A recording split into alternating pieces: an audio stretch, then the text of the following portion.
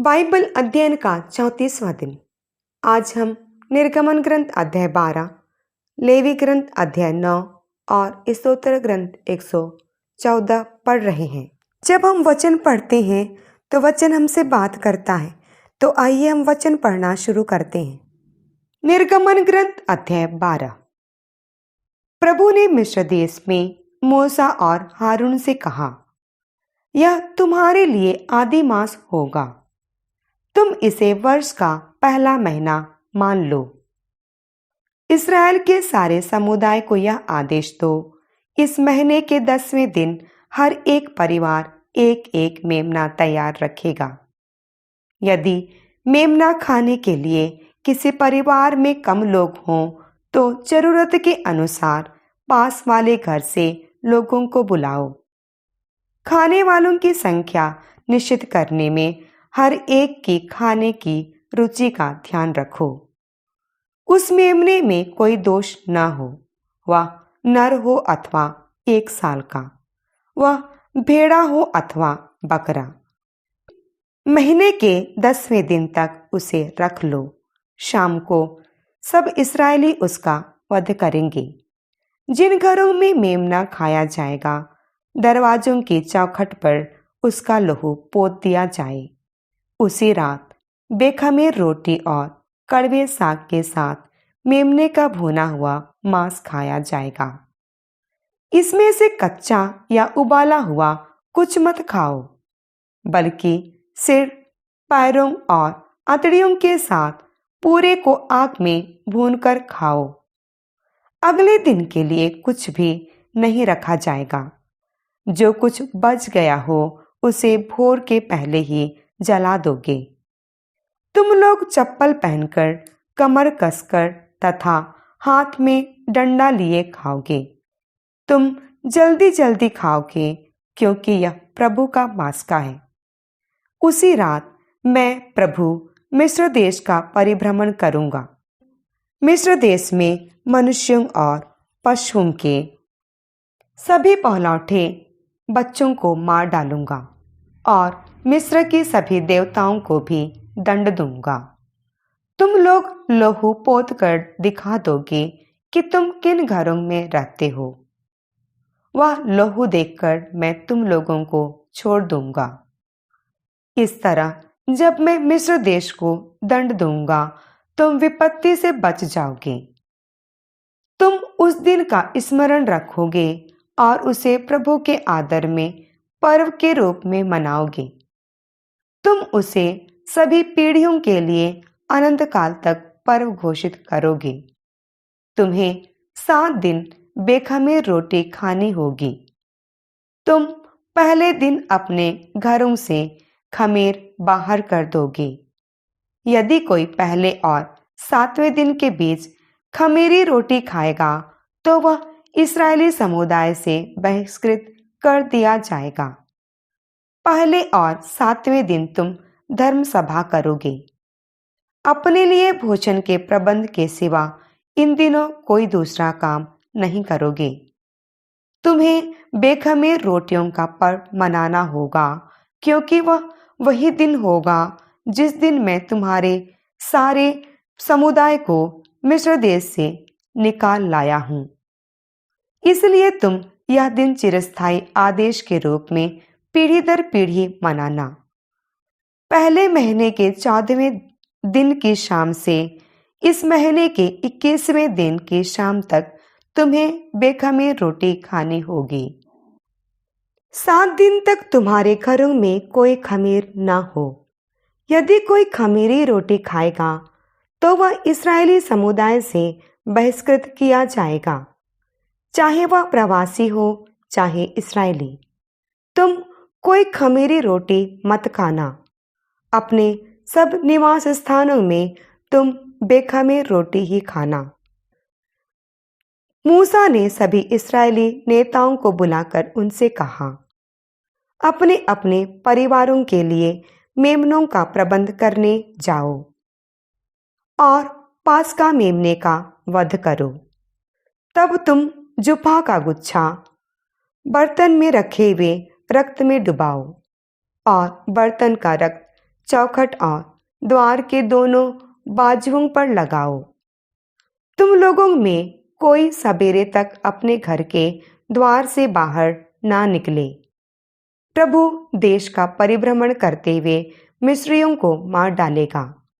जब वह चौखट और द्वार के दोनों बाजुओं पर वह रक्त देखेगा तो वह उस द्वार के सामने से आगे निकल जाएगा और तुम्हें मारने के लिए विनाशक को तुम्हारे घर के अंदर जाने नहीं देगा।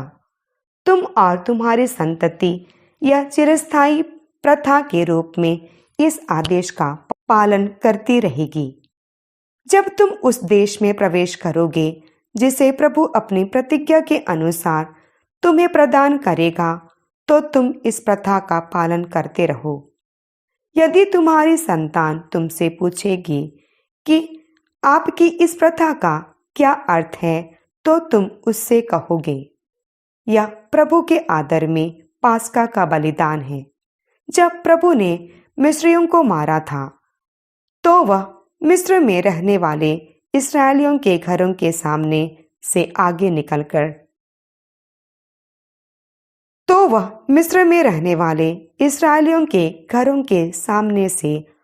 निकल गया था और उसने हमारे घरों को छोड़ दिया था। यह सुनकर लोगों ने घुटने टेककर दंडवत किया। इसके बाद इस्राएली लोग ऐसा ही करने लगे। प्रभु ने मूसा और हारून को जैसी आज्ञा दी थी, उन्होंने वैसा ही किया।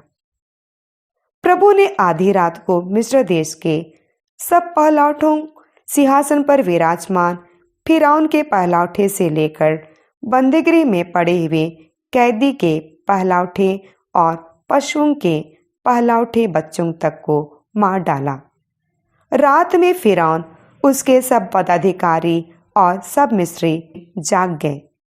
मिस्र में बड़ा हाहाकार मच गया, क्योंकि ऐसा एक भी घर नहीं था जिसमें कोई ना मरा हो। तब रात में ही फिरौन ने मूसा और हारून को बुलवाकर कहा, उठो, तुम दोनों इस्राएलियों को लेकर मेरी प्रजा के यहाँ से चले जाओ। जाओ, तुमने जैसा कहा था वैसा ही प्रभु की पूजा करो। जैसा तुमने कहा, अपनी भेड़ बकरियों, अपने गाय बैलों को भी लेते जाओ। अब जाओ और मुझे आशीर्वाद दो। इस समय मिस्री उन लोगों को जल्द से जल्द देश से बाहर निकाल देना चाहते थे, क्योंकि वे सोचते थे कि कहीं ऐसा ना हो कि हम सब भी मर जाएं। इसलिए लोगों ने अपना आटा खमीरी होने के पहले सिर्फ गूंथे हुए रूप में ले लिया और गूंथने के बर्तनों को भी अपनी अपनी चादरों में बांधकर कंधों पर रख लिया। मूसा के कहने के अनुसार इस्राएलियों ने मिस्रियों से चांदी, सोने के आभूषण और कपड़े भी मांग लिए। प्रभु ने मिस्रियों की दृष्टि में इस्राएलियों को कृपा पात्र बना दिया, इसलिए उन्होंने जो कुछ मांगा मिस्रियों ने उन्हें दे दिया। इस तरह उन्होंने मिस्रियों को लूट लिया। इस्राएलियों ने रामसेस से सुक्कोत की ओर प्रस्थान किया। बच्चों और स्त्रियों के अतिरिक्त पैदल चलने वाले पुरुषों की संख्या लगभग 6 लाख थी। बहुत से परदेसी उनके साथ हो लिए और भेड़ बकरियों तथा बैलगायों के बहुत भारी झुंड भी। वे मिस्र में जो गूथा हुआ आटा अपने साथ ले गए थे, उन्होंने उसकी बेखमीर रोटियां पकाईं। उनके पास खमीर नहीं था, क्योंकि वे इतने जल्दी में मिस्र से निकाल दिए गए थे कि उन्हें रास्ते के लिए भोजन तैयार करने का समय तक नहीं मिला था। इस्राएली 430 वर्ष तक मिस्र देश में रहे थे। जिस दिन ये 430 वर्ष समाप्त हुए, उसी दिन प्रभु की समस्त प्रजा मिस्र से निकल गई। प्रभु उस रात जागरण करता रहा, जिससे वह इस्राएलियों को मिस्र से बाहर ले जाए। इसलिए समस्त इस्राएली पीढ़ी दर पीढ़ी उसी रात को प्रभु के आदर में जागरण करते हैं। प्रभु ने मूसा और हारून को यह आज्ञा दी। पास्का भोज संबंधी आदेश यह है कि कोई भी विदेशी उसमें सम्मिलित न हो, लेकिन तुम्हारे द्वारा खतना किए जाने के बाद तुम्हारा कोई भी दास उसमें सम्मिलित हो सकता है। कोई भी विदेशी या मजदूरी करने वाला नौकर उसमें सम्मिलित नहीं होगा। वह एक ही घर के अंदर खाया जाएगा। तुम उसके मांस का कुछ भी घर के बाहर नहीं ले जाओगे। तुम उसकी एक भी हड्डी नहीं तोड़ोगे। इस्राएलियों का सारा समुदाय यह पर्व मनाएगा। यदि तुम्हारे साथ प्रवासी के समान रहते हुए कोई विदेशी प्रभु के लिए पास्का मनाना चाहता हो, तो उसके यहाँ प्रत्येक पुरुष का खतना किया जाए। इसके बाद ही वह उसमें सम्मिलित हो सकेगा, क्योंकि तब वह देश का निवासी समझा जाएगा।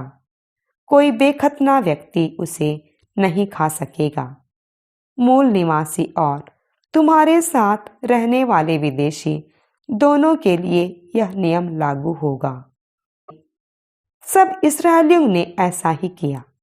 प्रभु ने मूसा और हारून को जैसी आज्ञा दी थी, लोगों ने भी वैसा ही किया। उसी दिन प्रभु इस्राएलियों को, उनके पूरे समुदाय को मिस्र देश से बाहर निकाल लाया।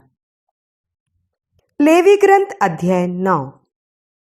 8वें दिन मूसा ने हारून, उसके पुत्रों और इस्राएलियों के नेताओं को बुलाया और उसने हारून से कहा, प्रायश्चित बलि के लिए एक बछड़ा और होम बलि के लिए एक मेमना ले आओ।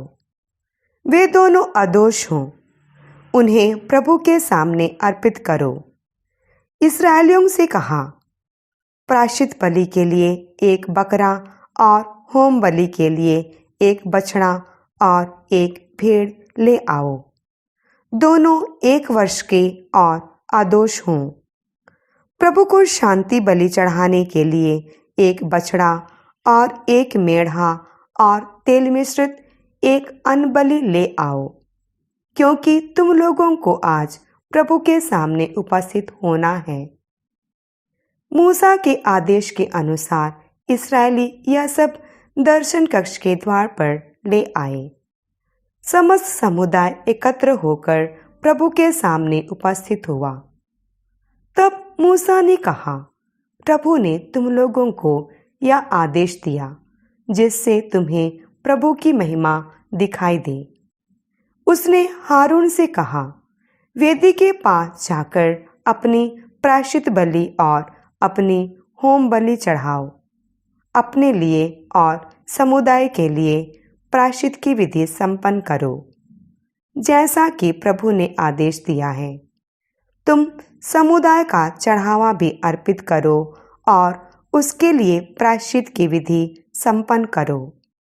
तब हारून वेदी के पास गया और अपने लिए प्रायश्चित बलि के रूप में बलि पशु का वध किया। हारून के पुत्र उसका रक्त उसके पास ले आए। उसने उसमें उंगली रखकर उसे वेदी के सींगों पर लगाया और शेष रक्त वेदी के निचले भाग पर उड़ेला। उसने बलि पशु की चर्बी, गुर्दे और जिगर की झिल्ली वेदी पर जलाई, जैसा कि प्रभु ने मूसा को आदेश दिया था। उसने उसका मांस और उसकी चर्बी शिविर के बाहर जलाई। इसके बाद उसने होम बलि के पशु का वध किया। हारून के पुत्र उसका रक्त उसके पास ले आए और उसने उसे वेदी के चारों ओर छिड़का। इसके बाद उन्होंने उसे बलि पशु के मांस के टुकड़े और सिर दिए और उसने उन्हें वेदी पर जलाया। उसने उसकी अतड़ियाँ और टांगें पानी से धोकर उन्हें भी वेदी पर जलाया। इसके बाद उसने समुदाय का चढ़ावा अर्पित किया। उसने समुदाय के प्रायश्चित का मेढ़ा ले आने पर उसका वध किया और उसे पहले पशु की तरह प्रायश्चित बलि के रूप में चढ़ाया। उसने होम बलि को भी निर्धारित विधि के अनुसार संपन्न किया। इसके बाद उसने प्रातः काल की होम बलि के अतिरिक्त अन्न बलि चढ़ाई और उसमें से मुट्ठी भर वेदी पर चलाया। उसने समुदाय के लिए शांति बलि के रूप में बछड़े और मेढ़ों का वध किया। उसके पुत्रों ने उसे उसका रक्त दिया और उसने उसे वेदी के चारों ओर छिड़का। उन्होंने बछड़े और मेढ़ी की चर्बी, मोटी पूंछ, अंतड़ियों के आसपास की चर्बी, गुर्दे और जिगर की झिल्ली, यह सब वेदी पर सीने के ऊपर रखा और इसके बाद हारून ने चर्बी को वेदी पर जलाया। हारून ने सीना और दाहिनी जांघ को प्रभु के सामने हिला हिलाकर अर्पित किया, जैसा कि प्रभु ने आदेश दिया था। हारून ने इस प्रकार प्रायश्चित विधि, होम बलि और शांति बलि की विधि संपन्न करने के बाद अपने हाथ समुदाय की ओर फैलाकर लोगों को आशीर्वाद दिया। तब वह नीचे उतरा और उसने मूसा के साथ दर्शन कक्ष में प्रवेश किया। बाद में दोनों ने बाहर निकलकर लोगों को आशीर्वाद दिया। उस समय प्रभु की महिमा सारे समुदाय में दिखाई दी। प्रभु के सामने से अग्नि निकली और उसने वेदी पर रखी होम बलि और चर्बी को भस्म कर दिया। लोगों ने यह देखकर जयकार किया और मुंह के बल गिरकर प्रणाम किया। स्तोत्र ग्रंथ अध्याय 114। alleluia। जब इस्राएल मिस्र से निकला, जब याकूब का वंश विदेशी राष्ट्र से भाग चला, तो यहूदा प्रभु का मंदिर बना और इस्राएल उसका राज्य। समुद्र यह देखकर भाग चला। यरदन नदी उल्टी दिशा में बहने लगी। पर्वत मेढ़ों की तरह उछल पड़े और पहाड़ियां मेमनों की तरह। समुद्र तू क्यों भागा? यरदन तू उल्टी दिशा में क्यों बहने लगी? पर्वतों तुम मेढ़ों की तरह क्यों उछल पड़े? पहाड़ियों तुम मेमनों की तरह क्यों उछल पड़ी? पृथ्वी प्रभु के सामने कंपित हो, याकूब के ईश्वर के सामने, जो चट्टान को जलाशय में, पथरीली भूमि को उमड़ते स्रोत में बदल देता है। 34वां दिन, फसह का पालन। फसह का मतलब पासओवर। प्रियजनों, आइए हम परमेश्वर को धन्यवाद दें कि उन्होंने हमें 34वें दिन तक वचन के पाठ में आगे बढ़ाया। प्रभु की कृपा के बिना हम वचन के ऐसा पाठ में आगे नहीं बढ़ सकते, यह हम अच्छी तरह जानते हैं। हमें ईश्वर को बहुत खुशी, प्यार, पूजा और धन्यवाद देने की ज़रूरत है। 34वें दिन हमने मुख्य रूप में निर्गमन की पुस्तक के 12 अध्याय पढ़े। इस्राएल मेरा पहलौठा है, यहोवा ने फिरौन से कहा, मेरा पहला जन्मा बेटा, यदि तू मेरे पुत्र को मेरी आराधना करने के लिए ना छोड़ेगा तो मैं तेरे पहलौठे पुत्र को मार डालूंगा। फसह का पालन परमेश्वर द्वारा इस्राएल के पहलौठों को दी गई एक चेतावनी थी, ताकि वे उनके बीच मारे ना जाए। महीने के 10वें दिन को उन्होंने एक निर्दोष मेमना अलग रखा। 34वें दिन इस बकरे को मार दिया जाता है, मांस भून लिया जाता है और मेमने का खून चौखट पर छिटक दिया जाता है। 14वें दिन से 21वें दिन तक, अर्थात उन्हें 7 दिन तक अखमीरी रोटी खानी पड़े। मेमने को चुनने और मेमने को मारने के बीच 4 दिन क्यों थे? परमेश्वर की आज्ञा यह थी कि कोई भी खतना रहित व्यक्ति फसह न मनाए।